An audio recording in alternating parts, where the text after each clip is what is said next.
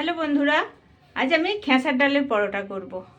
দেখুন খেসার ডালগুলো ভিজিয়ে রেখেছি, এবার ভালো করে বেটে নিয়ে আসব। ডালটা আমি সুন্দর করে বেটে নিয়ে আসব।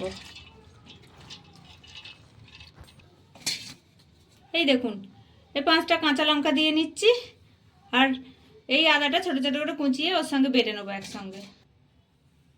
এতটা আমি আদা দিয়ে নিলাম, আর শুকনো খোলায় ভেজে রাখা জিরে দিয়ে দিলাম। সব একসঙ্গে বেটে নিয়ে আসছি।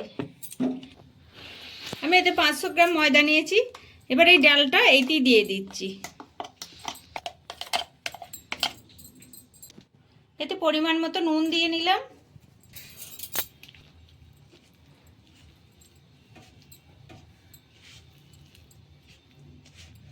এটা আগে ডাল দিয়ে মেখে নিচ্ছি, তারপর যদি জল লাগে অল্প পরিমাণে জল দেবো।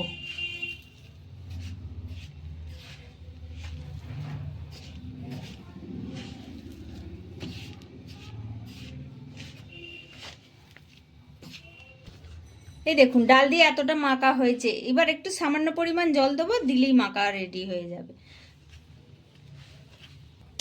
পুরোটা মেখে নিই, তারপর আপনাদের দেখাচ্ছি। এই দেখুন এরকম ভাবে মেখে নিয়েছি। এতে হাফ কাপ মতো জল দিতে হয়েছে।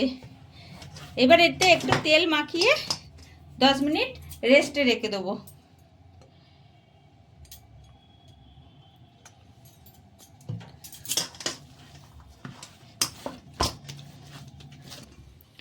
এটা 10 মিনিটের জন্য রেস্টে রেখে দিলাম।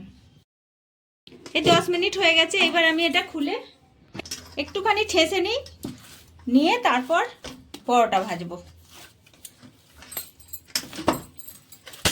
এটা লুচি করলেও ভালো লাগবে খেতে, কিন্তু আমি কম তেল দিয়ে দিয়ে পরোটা ভাজবো, লুচি করব না।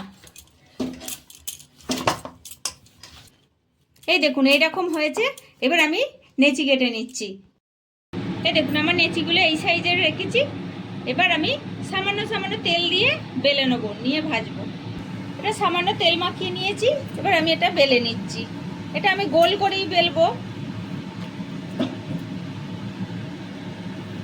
গোল গোল পরোটাগুলো ভাজবো। খুব কম তেল দিয়ে লাল লাল করে ভাজবো।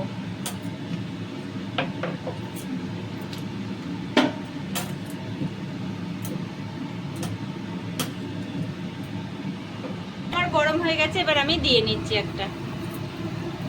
দেখুন আর একটা বেলে নিচ্ছি। একসঙ্গে 3টে করে পরোটা ভাজবো আমি।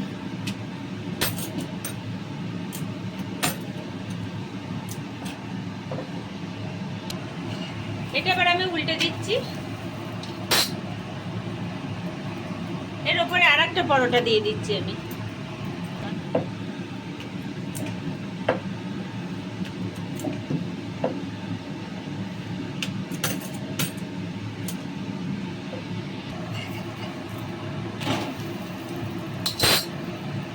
আর একটা পরোটা এর উপর দিয়ে দিচ্ছি।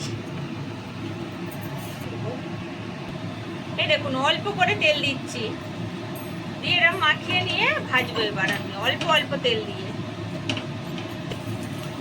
ওই পিঠটা হোক, এবার এই পিঠটা অল্প মাখিয়ে নিচ্ছি।